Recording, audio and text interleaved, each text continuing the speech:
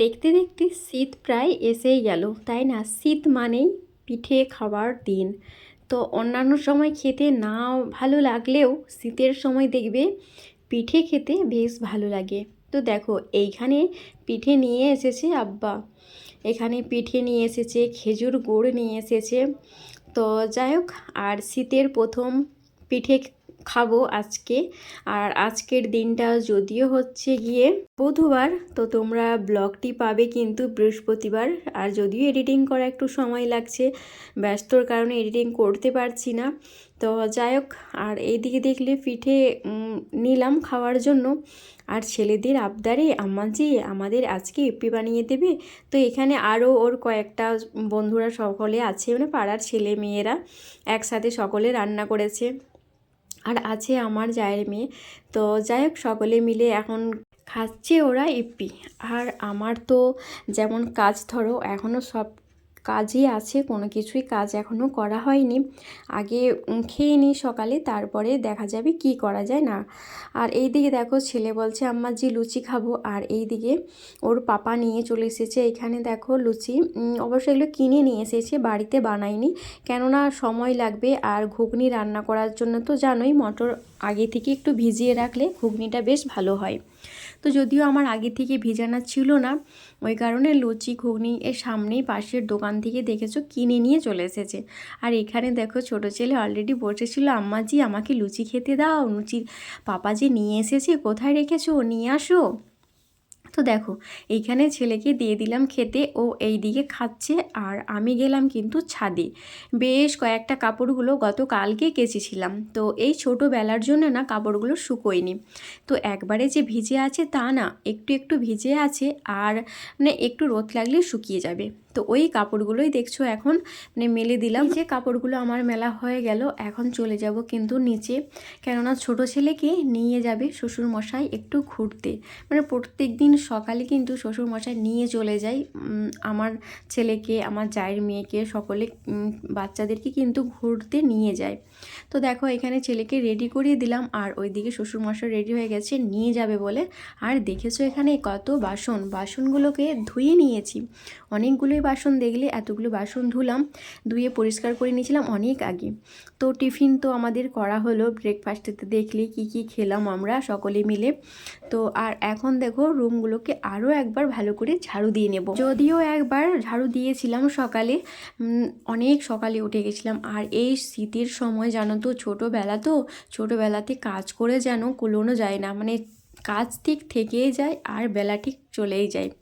তো যাই হোক, সময় কারোর জন্য থেমে থাকে না। তো এই কারণেই সময় সময় তার কাজ করে যাচ্ছে। আর আমার দেখো এই যে ছোট্ট কিচেন রুমটাকে এখন পরিষ্কার করে আরও একবার ঝাড়ু দিয়ে নেব, তারপরেই কিন্তু রান্নাবান্নায় হাত দেব। তো দেখো রুমগুলোকে পরিষ্কার করে আগে ঝাড়ু দিয়ে নিলাম। আর এই যে কোনাগুলো দেখো, এইখানে কিন্তু মাকড়সা জাল বাঁধে, তাই না?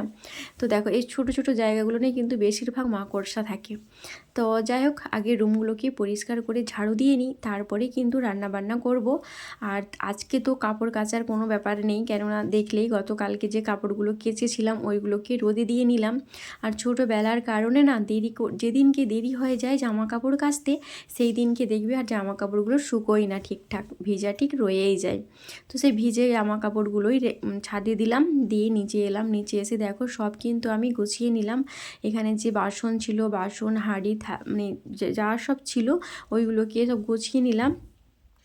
আর এই দিকে দেখো সব গ্রোসারির সামানগুলো এখনও কিন্তু কৌটোয় ভরা হয়নি।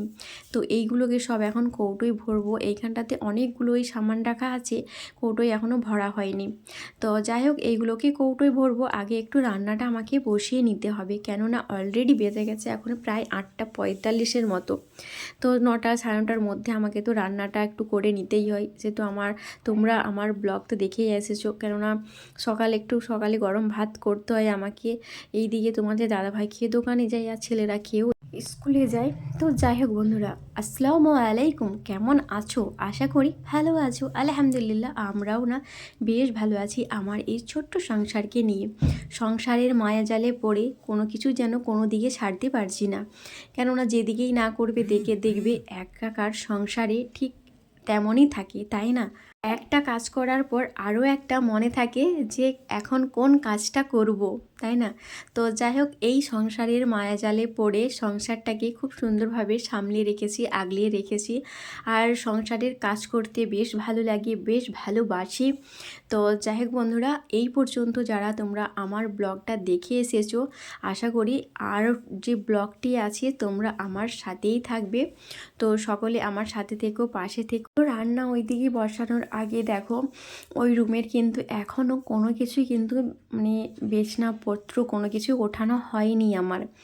তো এই দিকে দেখো শুধু একটু ভাত বসিয়ে দিলাম, আর ভাতটা বসিয়ে দিয়ে এখন দেখো এলাম কিন্তু এই রুমে এসে দেখো চারিদিক যেন ছড়িয়ে ছিটিয়ে এলোমেলো যেন কি হয়ে আছে, তাই না? কেননা ছেলেকে রেডি করিয়ে দিলাম, শ্বশুরমশাই নিয়ে চলে গেল। তারপরে রুমটার অবস্থা যেন কী হয়ে আছে, সেই লেভেলের রুমটা হয়ে আছে, বাপরে বাপ। এটাকেই এখন পরিষ্কার করে নেব। তো চলো আগে আর যেই সব জামা কাপড়গুলো রোদে দিয়ে এসেছিলাম, সেই কিছু জামা কাপড়গুলো শুকিয়েছে, ওইগুলোকে উঠিয়ে নিয়ে এলাম। নিয়ে এসে দেখো আলনাটাকে ভালো করে গুছিয়ে নিলাম। আর এই যে বেড কভারটাকে দেখছো, বেড কভারটাকে টান টান করে পেতে নিলাম, রুমগুলোকে পরিষ্কার করে ঝাড়ু দিলাম। আর সব এই যে বাচ্চাদের মানে এগুলো আছে ওষুধগুলো, এইগুলো দেখো এক সাইডে ভালো করে মোছামুছি করেও রেখে দিলাম। তো এই রুমের কাজ তো এই আমার শেষ হলো। এই যে বললাম, সংসারের মায়াজাল পড়ে গেলে কোনটা করবে না করবে কোনো কিছুই খুঁজে পাবে না। ওইদিকে তো ভাত বসিয়ে দিলাম, আর কি রান্না করব কোনো কিছুই এখন জানি না, দেখা যাক কি রান্না হয়। আর এই দিকে যে ছেলেকে খেতে দিয়েছিলাম লুচির মধ্যে ঘুগনিটাও খেতে পারছিল না, বলছে আম্মাজি প্রচণ্ড ঝাল, ওই কারণে ঘুগনিটা আছে এক সাইডে। আর এখন যে ভাত বসিয়েছিলাম না, ভাতটাও হয়ে গেছে। আর এখন একটু করব গরম গরম ডিম ভাজা, মানে ডিমের অমলেট, ডিম ভাজা যে যাই বলো না কেন। তো দেখো এখানে কড়ার মধ্যে বেশ খানিকটাই তেল দিয়ে নিলাম বেশ ভালো করে, আর ডিমটাকে ভাজা ভাজা করে নিলাম। আর এক সাইডে ভাত বসিয়েছিলাম, ভাতটাও কিন্তু হয়ে গেছে। আর তরকারিতে কি করি না করি ওইগুলোকে এখন বানাতে হবে। ফ্রিজে কি রাখা আছে না রাখা আছে দেখতে হবে। কি সবজি রান্না করি, না মাছ রান্না করি, না চিকেন নিয়ে আসে নাকি বড়মশাই, তাও জানি না কি নিয়ে আসে। আগে এই যে ডিমটাকে ভাজা করলাম, ভাত হয়ে গেছে। আর সিঙ্কের মধ্যে দেখো দুটো ছোট ছোট জাম বের করে নিলাম। এই যে বললাম কি নিয়ে আসে জানি না, তারপরেই দেখি না নিয়ে চলে এসেছে বড়মশাই চিকেন। তো আজকে যতটা সম্ভব আমাদের বাড়িতে চিকেন রান্না হবে। আর দেখো এটাতে বেশ খানিকটা মানে কয়েকটা মাছ আছে, বেশ খানিকটা বলবো না, কেননা বেশি মাছটা নিয়ে আসেনি, মাছটা একমাত্র শ্বশুরমশাই খাবে। আর চিকেনটা হচ্ছে আমাদের জন্যে, শুধু 4 পিস নিয়ে এসেছে মাছ। আর এই দিকে চিকেনটা দেখেছো বেশ খানিকটাই চিকেন আছে, মানে দুবেলা আমাদের আরামসে হয়ে যাবে। তো যাই হোক চলো, ওই দিকে তো মাছটাকে রেখে দিলাম, আর চিকেনটাকেও ভালো করে করে নিলাম। ওটাকে এখন পরিষ্কার করব, ধোবো, তারপরেই কিন্তু রান্নাবান্নায় হাত দেবো। আদা রসুনের পেস্ট আছে কি না সেটাও জানি না, ফ্রিজে মনে থাকে না। তো দেখা যাক ফ্রিজে আছে না কি দেখি ওই দিকে, তারপরে যদি না থাকে আদা রসুনের পেস্ট করতে হবে। আর এই দিকে দেখো মাছের ঝোল বানাবার জন্য আলুটাকে বেশ বানিয়ে নিলাম, কয়েকটা আলু বানিয়েছি। আর এইদিকে সর্ষে গোটা জিরে জলের মধ্যে ভিজিয়ে রাখলাম ভালো, তাহলে পেস্ট হবে। আর একটু সর্ষে হলে না ভালো মানে পেস্ট হতে চায় না, তো একটু জলের মধ্যে ভিজিয়ে রাখলাম। আর মাছগুলোকে দেখো ভালো করে পরিষ্কার করে ধুয়ে নিলাম, চিকেনটাকেও ভালো পরিষ্কার করে ধুয়ে নিলাম। আর এই দিকে সরষাটাকে জলের মধ্যে ভিজিয়ে দিলাম। আর ওইদিকে তো আমাদের মানে ভাতটা যে বসিয়েছিলাম, ভাতটা তো হয়ে গেছে। তো ঠিক আছে বন্ধুরা, সাথে থাকো, দেখতে থাকো আমার এই যে ব্লগ, আমার এই ছোট্ট সংসারের সারা দিনটা কি করি না করি তোমাদের সাথে টুকটাক শেয়ার করে থাকি। তো সবটাও যদিও না শেয়ার করা হয়, কেননা অন ক্যামেরায় কিন্তু সবটাই শেয়ার করা হয় না, অফ ক্যামেরায় অনেক কিছুই কিন্তু কাজ ছেড়ে নিতে হয়, তাড়াতাড়ি হয়। আর দেখবে মানে ক্যামেরা অন করে যে কাজটা করতে একটু সময় লাগে। তো যাই হোক, আর এই যে মুদিখানার বাজার নিয়ে এসেছে, পেঁয়াজ ছিল না, পেঁয়াজ নিয়ে এসেছে, আলু ছিল না, আলু আদা রসুন সব কিছুই নিয়ে এসেছে। ওইগুলোকে এখন মানে ব্যাগের মধ্যে থেকে আর যে যার জায়গায় রেখে দেব। তো চলো এইগুলোকে আগে সব যে যার জায়গায় রেখে নিই। দেখো মুদিখানার বাজার যখনই নিয়ে আসি না কেন একদিন আগে থেকে আমি লিখে রাখি কোনটা আছে না আছে, কেননা হঠাৎ যদি যেদিনকে দোকানে নিতে যাই না মনে থাকে না আমার কোনটা আছে কোনটা নেই, ভুলেই যাই আমি।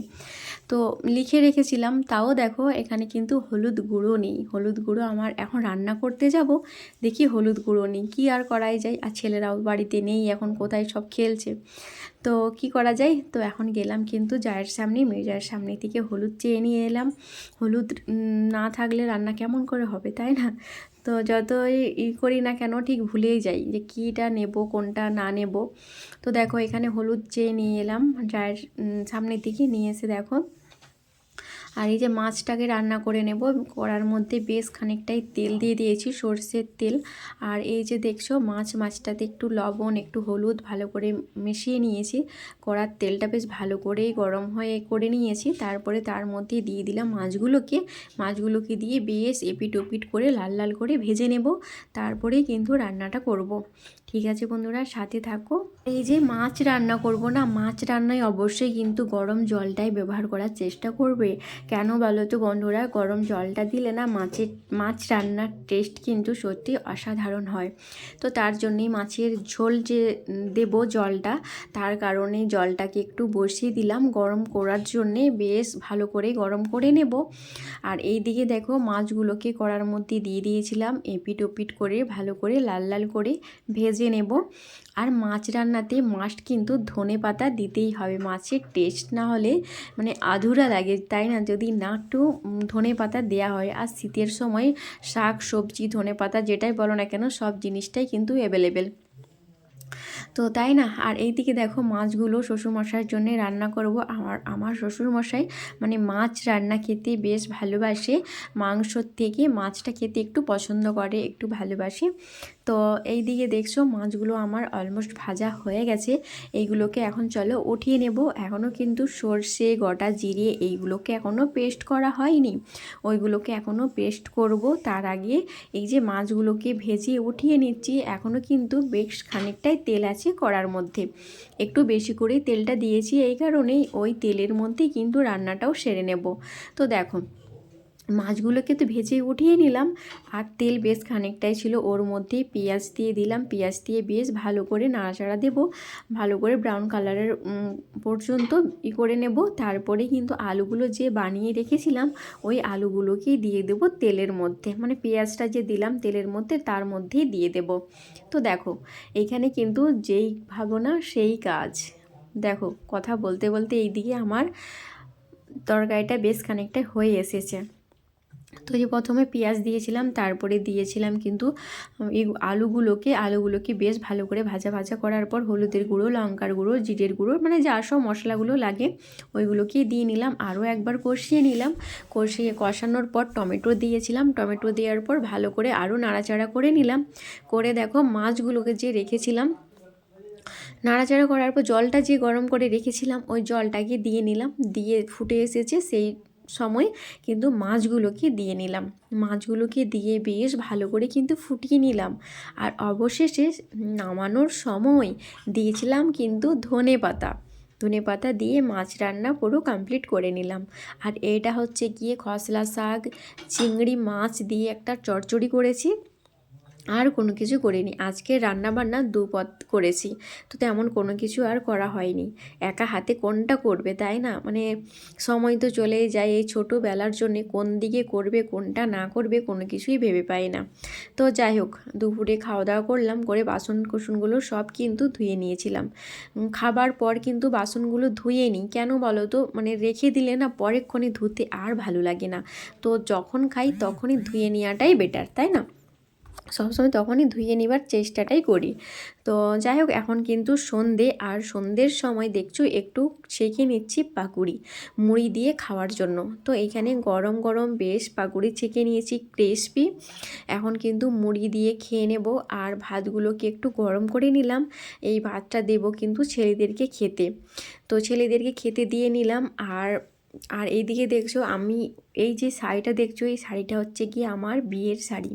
তো শাড়িটা যদিও পরা হয় না, তো ভাবলাম আজকে একটু কেননা পরতে ইচ্ছে করলো, তো যাই হোক শাড়িটা আজকে পরে নিলাম। তো যাই হোক বন্ধুরা, আজকের ব্লগ কিন্তু এখান পর্যন্তই। সকলে ভালো থেকো, সুস্থ থেকো। আরও একটি নতুন দিন, নতুন সকাল, নতুন ব্লগের সাথে তোমাদের সকলের সামনে হাজির হব। আল্লাহ হাফিজ, বাই বাই।